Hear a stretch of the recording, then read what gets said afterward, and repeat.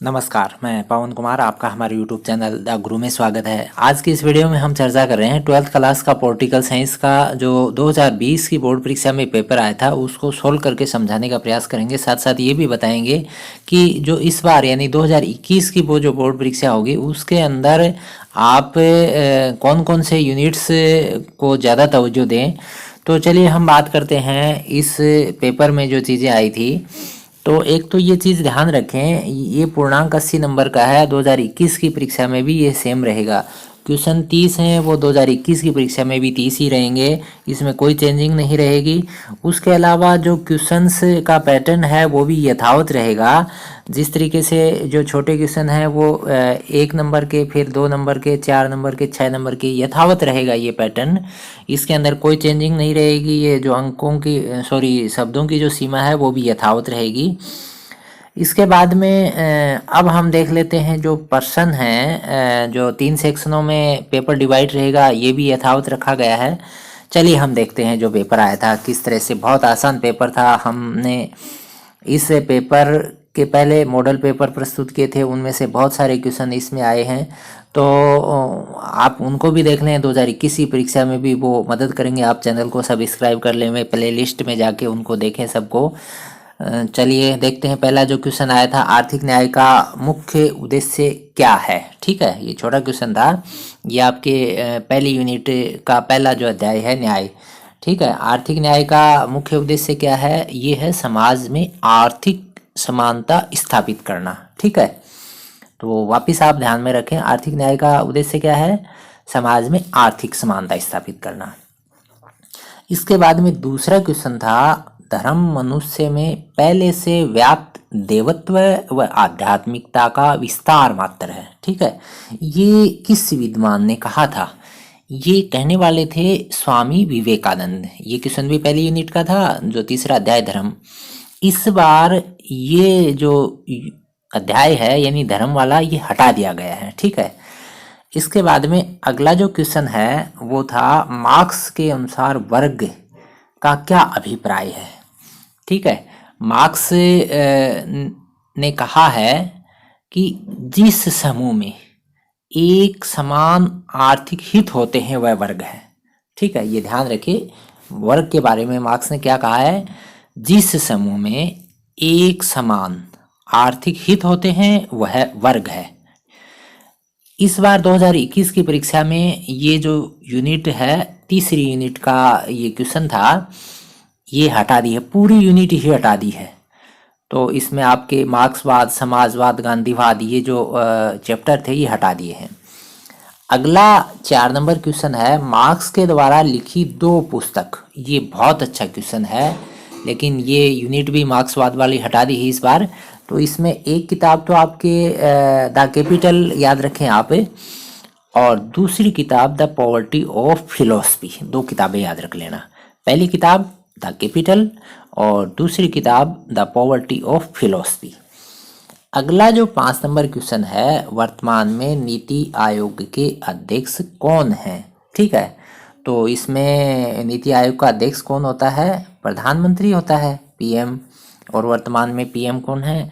श्री नरेंद्र मोदी। तो ये बड़ा आसान क्वेश्चन था। ये आपके यूनिट नंबर 4 का पहला जो लेसन है उस से आया है। और ये चीज़ ध्यान रखें, इस बार ये जो यूनिट है 4 नंबर यूनिट, ये 10 नंबर की थी, इसको बढ़ा के 20 नंबर की कर दी। सबसे ज़्यादा नंबरों की यूनिट कर दी और सबसे आसान यूनिट है ये। अगला जो क्वेश्चन है, विश्व पर्यावरण दिवस कब मनाया जाता है? विश्व पर्यावरण दिवस सभी को याद है, कब मनाया जाता है? 5 जून को। ठीक है, ये बड़ा आसान क्वेश्चन, ये भी आपके 4 नंबर यूनिट का दूसरा लेसन है ये। उसके बाद में 7वां क्वेश्चन था, भारतीय संविधान को लिखित और निर्मित क्यों कहा जाता है? सीधा सा आंसर था लिखित और निर्मित, क्योंकि ये भारतीय संविधान सभा द्वारा लिखा गया था। ठीक है, भारतीय संविधान सभा द्वारा निर्मित और लिपिबद्ध किया गया था। ये सेक्शन 2 का पहली यूनिट का पहला लेसन है ये। इसके बाद में अगला जो क्वेश्चन है, बाल श्रम के निषेध के लिए भारतीय संविधान में क्या व्यवस्था की गई है। ठीक है, बाल श्रम के लिए जो अनुच्छेद आपके 24 है उसमें उल्लेख किया गया है। अनुच्छेद नंबर कौन सा है? 24। ये मूल अधिकारों से संबंधित अनुच्छेद है, शोषण का जो मूल अधिकार है उसमें आता है ये। और इसमें कहा गया है 14 साल से छोटी उम्र के जो बच्चे हैं, 14 साल भी शामिल है उसमें, इस उम्र के बच्चों को जोखिम के काम में यानी कारखाने वगैरह या जोखिम के जो भी काम हैं उनमें नियोजित नहीं किया जाएगा, यानी उसमें नहीं लगाया जाएगा। इसके बाद में जो अगला क्वेश्चन था, संयुक्त राष्ट्र संघ में वर्तमान में कुल कितने सदस्य हैं? वर्तमान में इसके अंदर 193 सदस्य देश हैं। ठीक है, ये ध्यान रहे, बड़ा आसान क्वेश्चन था। इसके बाद में अगला जो क्वेश्चन है, आसियान। आसियान का सचिवालय कहाँ है? वैसे इस बार ये जो लेसन है आपके हटा दिया गया है, जिसमें आसियान और सार्क, ये खंड ब की चौथी यूनिट का चौथा लेसन था ये, और इस बार आसियान और सार्क दोनों हटा दिए हैं। वैसे आप इसका आंसर याद रखें, आसियान का कार्यालय कहाँ पर है? ये है जकार्ता में, इंडोनेशिया की राजधानी जकार्ता में। इसके बाद में जो खंड ब था पेपर का, उसका पहला क्वेश्चन देखें, शक्ति और प्रभाव। बहुत अच्छा क्वेश्चन। शक्ति और प्रभाव में दो अंतर पूछे थे इसमें, शक्ति और प्रभाव। शक्ति, ध्यान रहे, शक्ति क्या है? एक दमनात्मक है, और प्रभाव क्या है? मनोवैज्ञानिक है। ठीक है, पहला डिफरेंस आपने ध्यान में रख लिया। दूसरा डिफरेंस आप ध्यान में रखें, शक्ति अप्रजातांत्रिक है और प्रभाव क्या है? प्रजातांत्रिक है। क्लियर है आंसर? इसको थोड़ा सा आप डिफाइन करके लिख सकते थे। इसके बाद में अगला जो क्वेश्चन है आपके, समानता के कोई दो आधारभूत तत्व है। ठीक है, समानता के आधारभूत तत्व है। पहले तत्व की बात करें तो हम जैसे इसमें साफ है, इसमें समान लोगों को समान लोगों से समान व्यवहार। ठीक है, ये याद रखें आप, या सभी लोगों से समान व्यवहार। दूसरा आप याद रखें, सभी लोगों को विकास के समान अवसर दिए जाएं। ठीक है, ये दो याद रख लें आप। पहला तो सभी के साथ समान व्यवहार, दूसरा सभी को विकास के समान अवसर मिल जाए। समानता का ये पहली यूनिट है। इसके बाद में अगला जो क्वेश्चन था आपके, राजनीतिक सहभागिता को बढ़ाने के दो सुझाव पूछे हैं इसने। तो इसमें पहला तो सीधा है सामुदायिक गतिविधियां, और दूसरा सरकार नागरिकों के बीच कुछ सक्रिय काम करे। ठीक है, सक्रिय अंतःक्रिया करे। ठीक है, तो ये दो सुझाव आप दे सकते थे इसमें। अगला जो क्वेश्चन था 14 नंबर का, समाजवाद। वैसे ये यूनिट है ना समाजवाद की, इस बार हटा दी गई है। ये 3 नंबर राजनीतिक विचारधाराओं से संबंधित, जिसमें उदारवाद, समाजवाद, मार्क्सवाद, गांधीवाद, ये पूरी यूनिट बड़ी हार्ड भी लगती थी स्टूडेंट्स को, इस बार हटा दी गई है। और ये जो 10 नंबर है 4 नंबर यूनिट में ऐड कर दिए हैं, तो बड़ा आसान हो गया इस बार बोर्ड की परीक्षा में अच्छे अंक प्राप्त करना। तो इसमें पूछा है, समाजवाद में उपभोक्ताओं के हितों को नुकसान होता है, ये समझाना है। तो सीधी सी बात है, समाजवाद में क्या था? उत्पादन पर राज्य का अधिकार। एक चीज याद रखें, उत्पादन पर किसका? राज्य का अधिकार हो जाएगा, तो बाजार में क्या हो जाएगा? कंपटीशन कम हो जाएगा, और इससे क्या हो जाएगा? उपभोक्ताओं को विभिन्न तरह की वैरायटीज नहीं मिलेंगी, जिससे उपभोक्ताओं का नुकसान है। इसके कारण समाजवाद ज़्यादा बेहतर नहीं है, ये विरोधाभासी सी विचारधारा है। इसके बाद में अगला जो क्वेश्चन था, वैश्वीकरण के लिए प्रौद्योगिकी जो है यानी टेक्नोलॉजी, ये उत्तरदायी है। यानी जो ग्लोबलाइजेशन हो रहा है विश्व में, उसमें टेक्नोलॉजी, ये आप स्पष्ट कर सकते हैं इसको, बड़ा आसान भाषा में इसको आप डिफाइन कर दें। जिस तरह से पूरे विश्व में जो गतिविधियां जो हैं नज़दीक आई हैं, और ये टेक्नोलॉजी के कारण आई हैं, आज आप समझते हैं इन चीज़ों को। ये बड़ा आसान क्वेश्चन और ये बड़ी आसान यूनिट, और इस यूनिट को इस बार ये 4 नंबर यूनिट है, 20 अंकों की कर दी है। ठीक है, ये ध्यान में रखें, इस बार ये जो यूनिट है 20 नंबरों की है और बड़ी आसान यूनिट है। और इस यूनिट का अगला 16वां क्वेश्चन है ग्लोबल वार्मिंग को रोकने के 2 उपाय। तो सीधा है, ग्लोबल वार्मिंग को रोकना, कम करना है तो इसमें एक तो पर्यावरण को हरा भरा रखें, कार्बन उत्सर्जन कम हो, ये इस तरह की बातें आप लिख सकते थे। 17वां जो क्वेश्चन है, राष्ट्रपति के निर्वाचन में किन्हें मत देने का अधिकार है। ठीक है, वैसे इस बार राष्ट्रपति वाली जो लेसन है, यानी ये खंड ब की दूसरी यूनिट है, इसमें ये अध्याय है। ठीक है, ये हटा दिया है, राष्ट्रपति प्रधानमंत्री वाला ये हटा दिया है।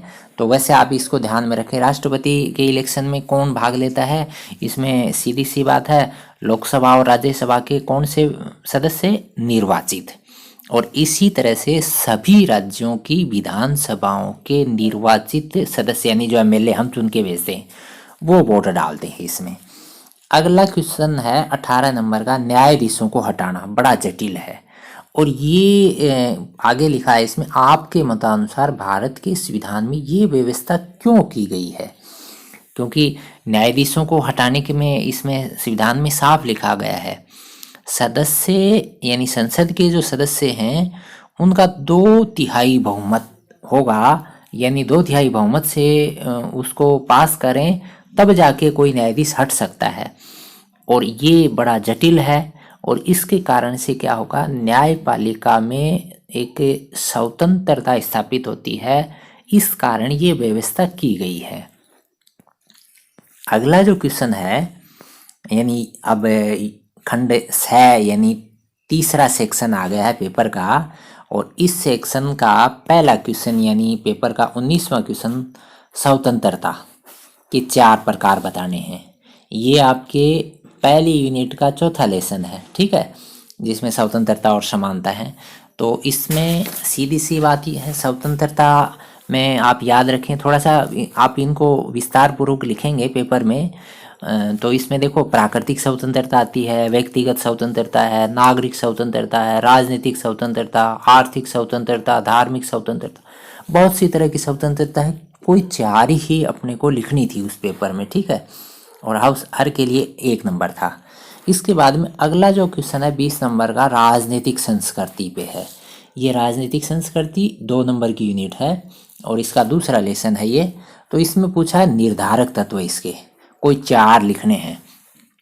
राजनीतिक संस्कृति को निर्धारित करने में जैसे इतिहास मदद करता है, धार्मिक विश्वास मदद करता है, भौगोलिक परिस्थितियाँ इसमें मदद करती हैं, इसके अलावा आपके सामाजिक आर्थिक परिवेश मदद करता है। ये सारी चीज़ें आप लिख सकते थे। इसके बाद में अगला जो क्वेश्चन था 21 नंबर, इसमें राजनीतिक समाजीकरण, ये भी आपके दूसरी यूनिट है, इसका पहला लेसन है। इसमें परिवार और शिक्षण संस्थान, इन 2 के बारे में अपने को शॉर्ट नोट के रूप में लिखना था। परिवार किस तरह से समाजीकरण, राजनीतिक समाजीकरण करता है, शिक्षण संस्थाएं कैसे करती हैं, आप इनको शॉर्ट में, बड़ा आसान क्वेश्चन था ये। इसके बाद में ये क्वेश्चन देखें 22 नंबर का, इसमें मेल करना है, ये सुमेल करना है। तो आप देखें, पहला था संविधान का भाग 3, संविधान के भाग 3 में किसका उल्लेख है, ध्यान करें आप। संविधान के भाग 3 में मूल अधिकार, ठीक है, भाग 3 मूल अधिकारों से जुड़ा हुआ है। और भाग 4 किससे संबंधित है, भाग 4 है नीति निर्देशक तत्वों से संबंधित है। और फिर अनुच्छेद 14 किससे संबंधित है, अनुच्छेद 14 है विधि के समक्ष समानता, ठीक है, यानी कानून के समक्ष सभी समान है, ये चीज़ है इसमें। और अनुच्छेद 17 ये बहुत बार परीक्षाओं में पूछा गया है, अनुच्छेद 17 ये अस्पृश्यता का अंत, ये आप इस तरह से मिलान करते हैं, वहाँ पर बड़ा आसान था, 4 नंबर मिल रहे थे इसमें। इसके बाद में अगला जो क्वेश्चन था, आपके मतानुसार भारतीय संविधान में एकात्मक व्यवस्था, ठीक है, के लक्षण है, और कोई 4 लिखने थे अपने को। तो एकात्मक व्यवस्था से संबंधित पहली तो बात सीधी है, एक संविधान है पूरे देश में। दूसरा, संविधान संशोधन केंद्र के पास है, यानी एक ही जगह है, राज्य नहीं कर सकते। फिर आपात शक्तियाँ, वो भी एक जगह यानी केंद्र के पास हैं। फिर एकल नागरिकता है, यानी राज्य की अलग से नागरिकता नहीं। तो ये बहुत सारी चीज़ें हैं। मैंने ये मेन 4 चीज़ें बताई, आप इनको थोड़ा डिफाइन करके पेपर में मेंशन करके आए हैं, या आगे भी आए तो आप कर सकते हैं। इसके बाद में अगला जो क्वेश्चन है, भारतीय संविधान में वर्णित राज्य के नीति निर्देशक तत्वों के महत्व को समझाना है। ठीक है, वैसे एक चीज़ ध्यान में रखें, ये आपके खंड ब की पहली यूनिट का दूसरा लेसन है, जिसमें मूल अधिकार, नीति निर्देशक तत्व और मूल कर्तव्य, ये इस बार हटा दिया है। ठीक है, तो ये बड़ा जटिल था, अपने स्टूडेंट्स को याद ही नहीं रहती थी ये धाराएं, कौन से अनुच्छेद, तो इसलिए सरकार ने इसको सिलेबस से ही हटा दिया है। तो इसका आंसर आप जरूर याद रख लें। आंसर सीधा सा है, देखो, एक तो नीति निर्देशक तत्वों से शासन को एक आचार संहिता मिलती है, फिर लोक कल्याणकारी राज्य के लिए एक रूपरेखा तैयार होती है, फिर शासन के मूल्यांकन का आधार बनता है ये, फिर आर्थिक सामाजिक परिवर्तन में भी मदद करते हैं ये। तो ये चीज़ें, आप बहुत सारी चीज़ें हैं, मैंने मेन चीज़ें बताई हैं, आप इस तरह से मेंशन कर सकते थे। फिर 25 नंबर क्वेश्चन है जातिवाद। ठीक है, जातिवाद, ये जातिवाद वाला कौन सा लेसन है आपके, ये खंड ब की तीसरी यूनिट का पहला लेसन है जातिवाद। ये पूछा है जातिवाद लोकतंत्र के विरुद्ध है, और आप इसके बारे में 4 नकारात्मक कथन लिख रहे हैं। तो सीधा है, जातिवाद लोकतंत्र के विरुद्ध है, और इस संदर्भ में आपको जो बातें लिखनी, इसमें तो एक सीधी बात यह है, जातिवाद से बंधुत्व और एकता की भावना को ठेस पहुंचता है। सीधा सा एक है पहला जो ऑप्शन, सॉरी ऑप्शन क्या, आप विश्लेषण डालेंगे। दूसरा, समाज में संघर्ष और अशांति पैदा होती है जातिवाद से, और फिर वोटिंग भी जातिवाद के आधार पर हो रही है, फिर आजकल पार्टियां भी जातिवाद के आधार पर हो गई, श्रद्धा भी जातिवाद के आधार पर, ये बहुत सारी चीज़ें थी, आप इनमें से कोई भी 4 चीज़ें आप डाल सकते थे। फिर 26 नंबर क्वेश्चन है गठबंधन की राजनीति के 4 फायदे बताने थे। बड़ा आसान है, गठबंधन की राजनीति आजकल तो कम है, वैसे सरकार एनडीए की है, लेकिन गठबंधन की राजनीति पहले ज़्यादा चली थी, और उसमें बहुत सारे दलों के मिल के सरकारें बनाने में मदद कर रहे थे। तो इसमें एक तो ये है, सीधा सा है, शासन निरंकुश नहीं होगा क्योंकि बहुत सारे दल मिल जाएंगे। फिर अगली बात है, बहुत सारे दलों के अच्छे योग्य व्यक्ति हैं वो शासन में आएंगे। फिर ज़्यादा जन समर्थन हासिल होगा सरकार को, और विपक्ष जो है वो भी बड़ा मजबूत होगा। ये 4 चीज़ें आप मेंशन कर सकते थे। ठीक है, इसके बाद में अगला जो क्वेश्चन था 27 नंबर क्वेश्चन है, ये था आपके दक्षेस यानी दक्षिण एशियाई क्षेत्रीय सहयोग संगठन के सदस्य राष्ट्रों के नाम लिखने हैं। तो इसमें एक तो था आपके, है अभी, इंडिया है, पाकिस्तान है, बांग्लादेश है, नेपाल है, श्रीलंका, भूटान, मालदीव, अफगानिस्तान, ये टोटल 8 मेंबर हैं इसमें। और अब अगला क्वेश्चन इसी में ऐड था, संगठन के उद्देश्य यानी दक्षेस के उद्देश्य। तो इन सब के अंदर जो है वो आर्थिक, सामाजिक, राजनीतिक सामंजस्य करना, ये सारी चीज़ें थी। वैसे इस बार जो नया सिलेबस तैयार हुआ है उसमें ये जो लेसन है ये हटा दिया है। ये फॉरेन पॉलिसी वाला यूनिट था खंड ब की, इसमें आपके क्षेत्रीय संगठन दोनों हटा दिया, आसियान और सार्क। ठीक है, ये दोनों इस बार हटा दिए हैं, तो ये याद नहीं होते थे, इसमें बहुत सारे डाटा वगैरह थे। तो इसके बाद में जो अगला जो भाग है, खंड डी जो है यानी सेक्शन डी है, इसके अंदर पहला क्वेश्चन गांधी जी के विचारों से संदर्भ में निम्न पे विवेचना करनी है। तो इसमें वैसे आप इस बार गांधीवाद हटा ही दिया है। तो गांधीवाद में आपको राजनीतिक आध्यात्मिकरण और साध्य और साधनों की पवित्रता, या अथवा में था आपके उदारवाद, ये पूरी यूनिट इस बार हटा दी। आधुनिक राजनीतिक विचारधारा की जो 2 नंबर यूनिट थी जिसमें उदारवाद, समाजवाद, मार्क्सवाद और गांधीवाद, ये हटाई दी है। ये पूरी वही यूनिट है, तो आप इसमें ज़्यादा ध्यान न दें, क्योंकि आप उन्हीं चैप्टरों पे ज़्यादा फोकस रखें जो इस बार सिलेबस में है, और जो यूनिट हटा दी हैं वो सिर्फ एक भविष्य की प्रतियोगी परीक्षाओं की तैयारी के लिए आप ज़रूर देख सकते हैं, अतिरिक्त समय है तो। इसके बाद में जो अगला क्वेश्चन था इसमें संसद के जो काम है उनकी विवेचना, एक तो संविधान संशोधन और एक कार्यपालिका पर नियंत्रण। ठीक है, तो इसमें आपके संविधान संशोधन के बारे में आप लंबा चौड़ा डिटेल डालना था, कार्यपालिका पर नियंत्रण वैसे कार्यपालिका का इस बार हटा दिया है, कार्यपालिका का जो पोर्शन है इस बार सिलेबस से हटा दिया गया है, तो आप इस पे ज़्यादा गौर न करें। इसके बाद में राज्यपाल का क्वेश्चन था, शक्तियाँ पूछी थी, इसमें राज्यपाल की कार्यपालिका शक्तियाँ और आपकी विधायी शक्तियाँ, ये दो चीज़ थी। ठीक है, ये आप देखें, बहुत अच्छा क्वेश्चन इस बार भी परीक्षा के लिहाज से रहेगा ये। इसके बाद में जो अंतिम क्वेश्चन था ये था आपके विदेश नीति की विशेषताएं लिखनी हैं, और अथवा में था भारत पाकिस्तान संबंध। मैंने बहुत इंपॉर्टेंट क्वेश्चन डाला था मेरे मॉडल पेपर बना के उसमें, तो भारत पाक संबंध इस बार हटा दिया है। इस बार भारत पाक संबंध, भारत नेपाल संबंध, भारत चीन संबंध, ये तीनों ही हटा दिए हैं, तो आप इस पे ज़्यादा फोकस ना करें। इस यूनिट में ये 12 नंबर की यूनिट रहेगी, 2 ही लेसन बचे हैं, बहुत शानदार स्कोरिंग के लिए ये यूनिट रहेगी। एक तो खंड ए की 4 नंबर यूनिट और खंड ब की 4 नंबर यूनिट हैं, ये दोनों यूनिट बहुत अच्छा स्कोरिंग के लिए इस बार आपके लिए मदद करेंगे, तो आप इनको ज़रूर देखें।